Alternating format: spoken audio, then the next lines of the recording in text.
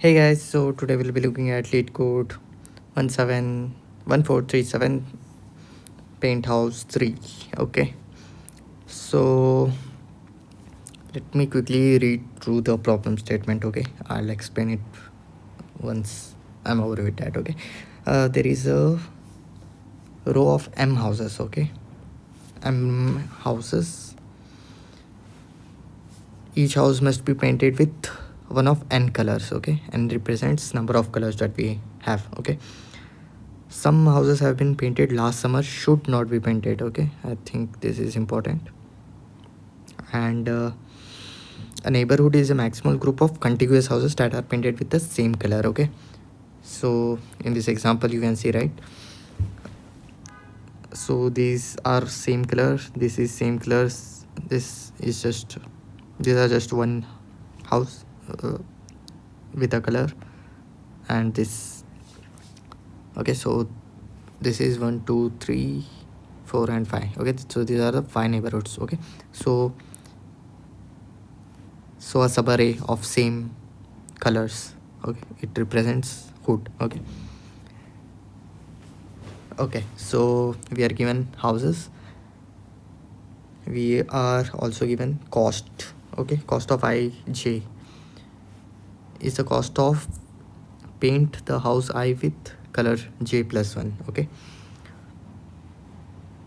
return the maximal cost of painting all the remaining houses in such a way that there are exactly target neighborhoods. Okay, so we need to paint all houses and we need to have exactly target neighborhoods. Okay, if it is not possible, then return -1.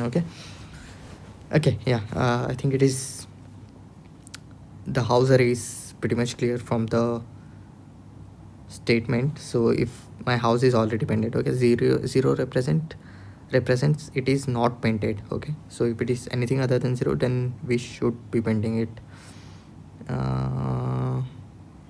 Yeah, 0 if it is not painted. Okay, yeah.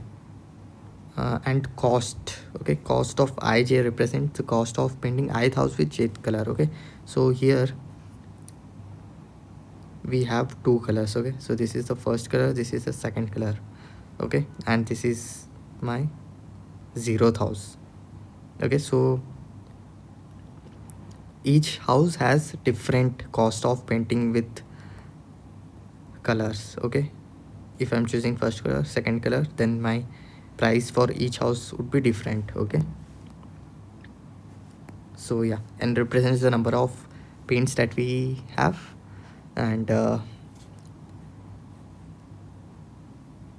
so I is the house that we would be painting, and j represents the color.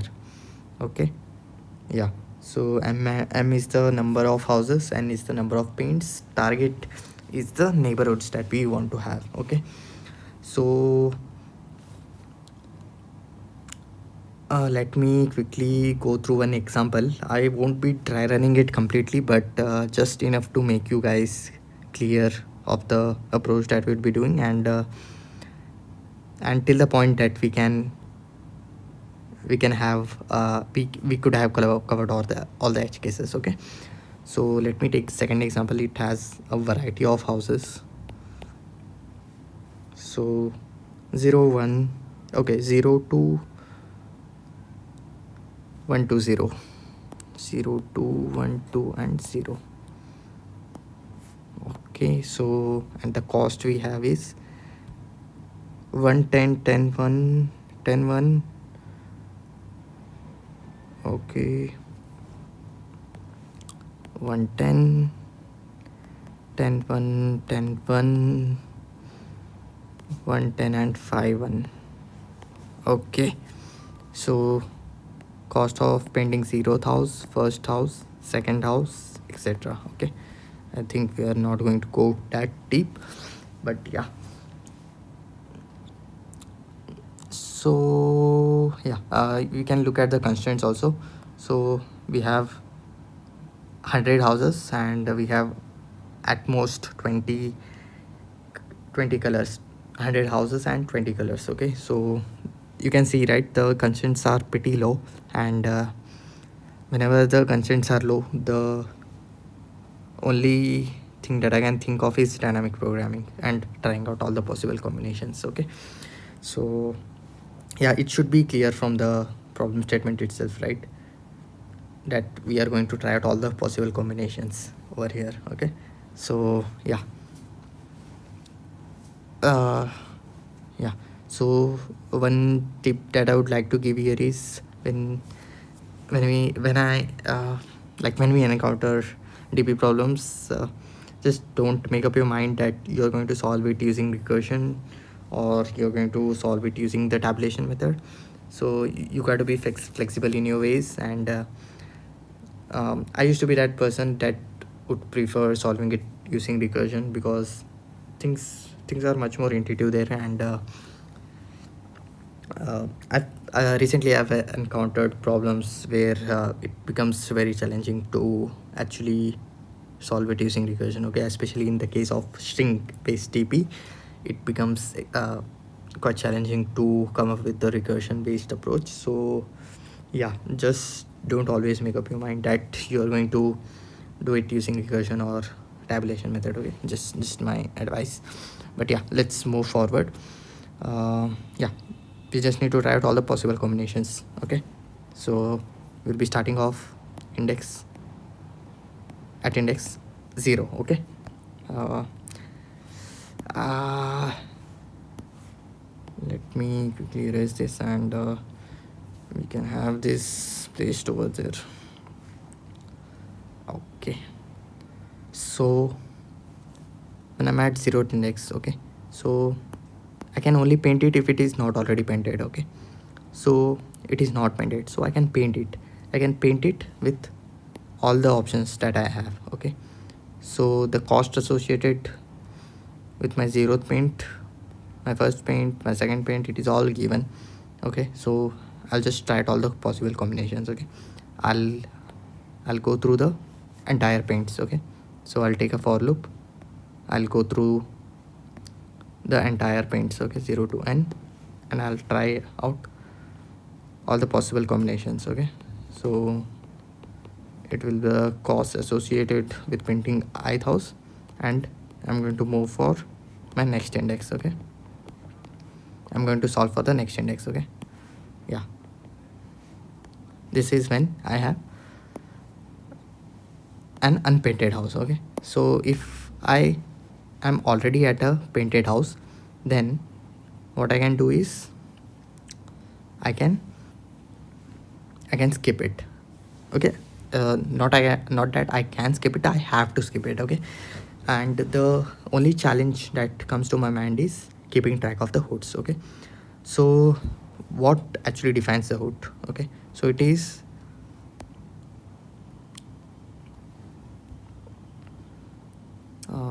okay, where is this? Yeah, so how many?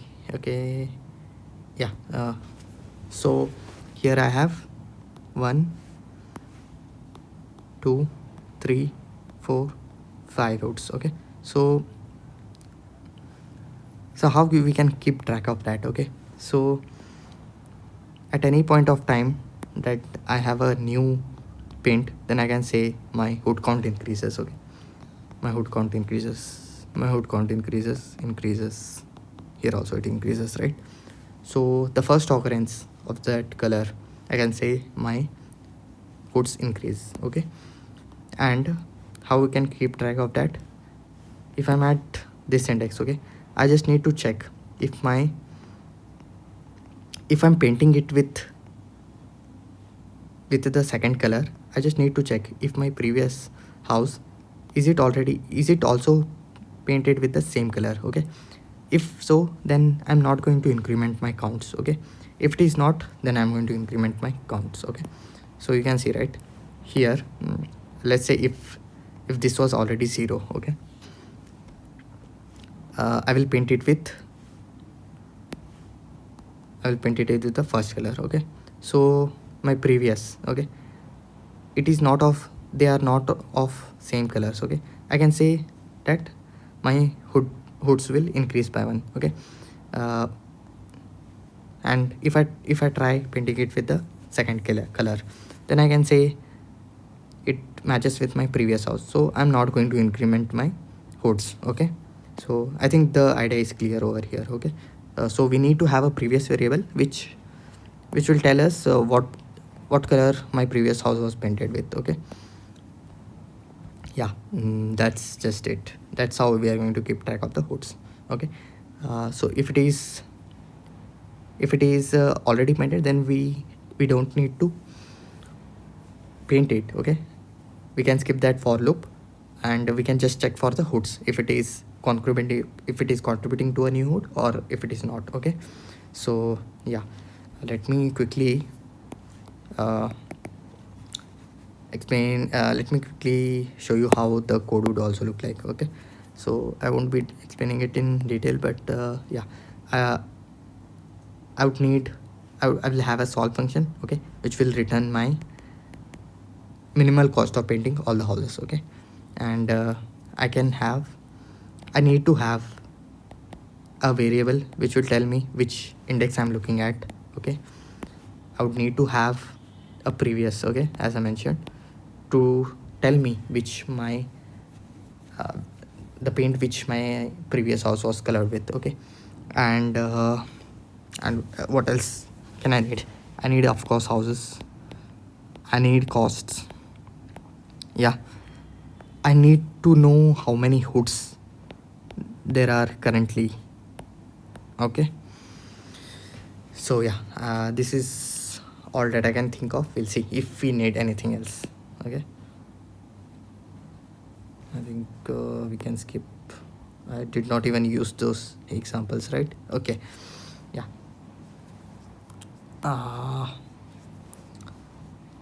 So yeah, let me come to the base condition afterwards. Okay, so I'm going to check if my house is not already painted. Okay, how I'm going to check? If the house that I'm currently at, if it is not equal to 0, then it is already painted. Okay, once it is already painted, what I need to check? Just for the hoods. Okay, if so, previous will represent the house, the color of the house previous to it. Okay, so if house of idx is equals prev, then I don't need to increment my hoods. Okay, if it is not, okay, then what I need to do? I need to increment my hoods. Okay, and if it is not painted, what I need to do? Explore for the next index. Okay, yeah, so this was the case when my house was already painted. If it is not, what we are going to do? We are going to try all the paints. Okay, so cost will be traversing through the cost matrix. It will be 0 to n. Okay, and this condition we are also going to have in there. Okay, the current index which I'm at, I will try painting it with the color, and I'm going to check it with the previous house. Okay, if it is of same color, then I'm not going to increment my hoods. If it is not, then I'm going to increment my hoods. Okay, so yeah, so the cost associated with it will be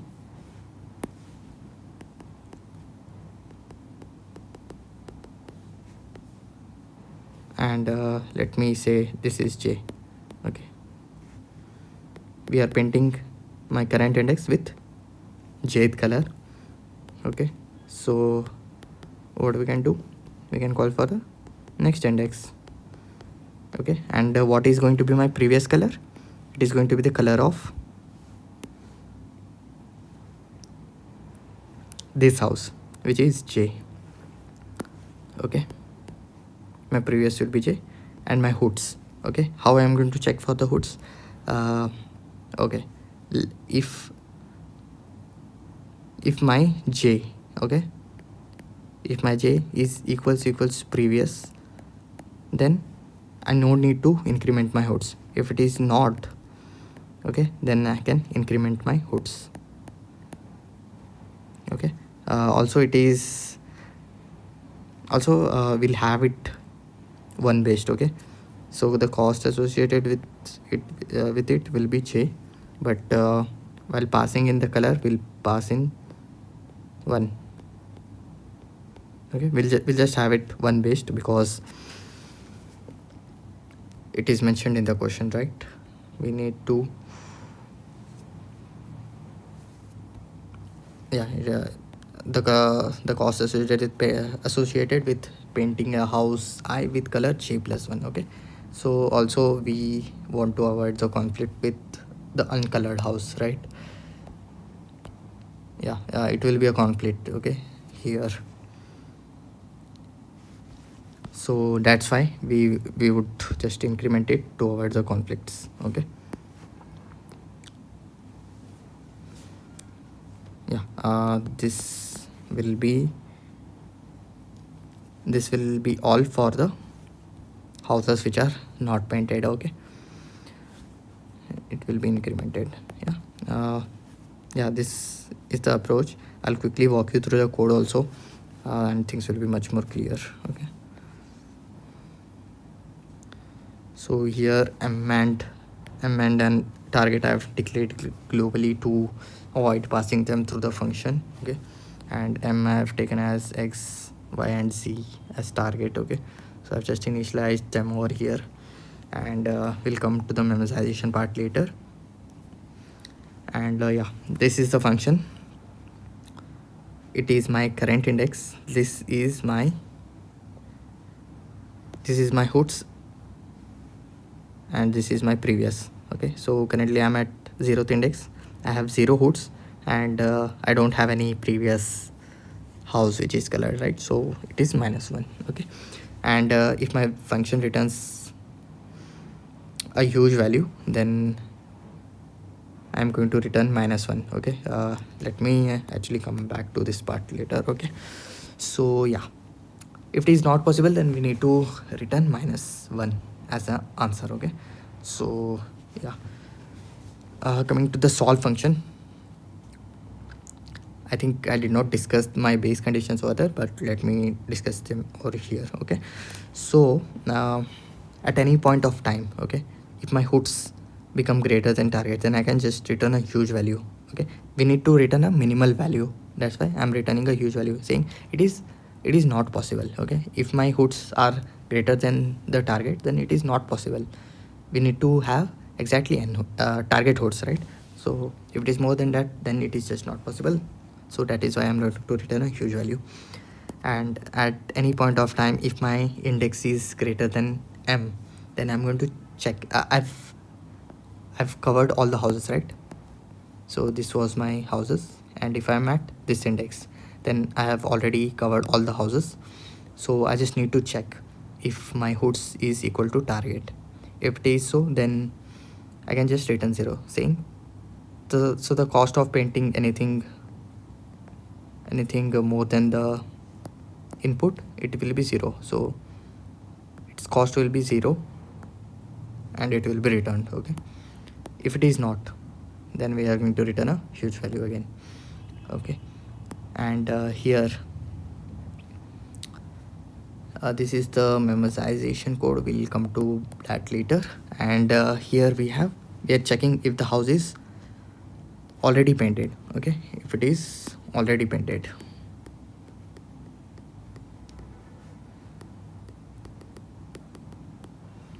so if the color of the house which is already painted is equal to my previous value, then is not equal to my previous value, then we'll increment the hoods. If it is not, then my hoods will return same, and we can just explore for the next index. Okay, and our function call would be ended over here itself. Okay, we need not cover all the houses. We don't have an option to paint that house, right? So we'll just end the function over there. Okay, then I'm going to have a answer variable which I'm going to return. Okay, it will store the minimum value after trying out all the possible combinations. Okay, so here I have n paints. Okay, so I'll traverse through them, and I'm storing the current hoods which I'm having in current. Okay, so currently I'm painting ith index with jth color. Okay, so as I mentioned, I'm going to take it as one based. Okay, to avoid the conflicts with the painted or unpainted houses. Okay, so if it is equals to my previous color, if the color which I'm painting my current house, if it is same as my previous color, then if it is not same as my previous color, then I'm going to increment my hoods. Okay, then I'm going to then I will have a variable which will add the cost of painting ith house with jth color. Okay, and it will explore for the next index. Okay, so this will be the hoods, this will be the prev. Okay, so if I painted it with jth color, right, then my previous for the next index will be my this color, the color of the current house. Okay, so it will be j+1. Okay, and I'm just going to store the minimal value for each iteration, then I'm just going to return it. Okay, yeah, I think I've covered all the cases over here. And yeah, coming to the memorization part, so m is between 100 and n is between 20. Okay, so I've just taken 101 for everything. Yeah, it's fine. So at the only thing which we cannot store is when my previous is -1, right? So I'm just going to exclude that part. If it is not equals to -1, then I'm just going to store it in my dp. Okay, so white is three-dimensional dp because we have three variables which are changing. Okay, you can see, right, my index is changing, my hoods is changing, and my previous is changing. Okay, so I have three variables which are changing at any given point of time. Okay, so that's why I have a 3 base dp. It will represent, this will represent my index, this will represent my hoods, this will represent my previous. Okay, so I think this could have been 21. Okay, since this is, since we have 20 colors, and it could have been 21. Okay, my bad. But yeah, at any index, if I already have a value stored, I'm just going to return it. If not, then I'm going to explore it, and I'm going to store it over here. Okay, I did not go into much details about this because these are the usual process we follow in the dp. But let me know if you need a more detailed explanation on why and how we initialize dp, how we choose dp. Yeah, I'll be happy to make a video on that as well. But I think we are all quite familiar with how we use these ideas. So yeah, yeah, I hope I was able to make you guys clear with this explanation. Please do let me know if you have any questions, any feedback for me. I'll be happy to hear them out. Yeah, see you guys in the next video.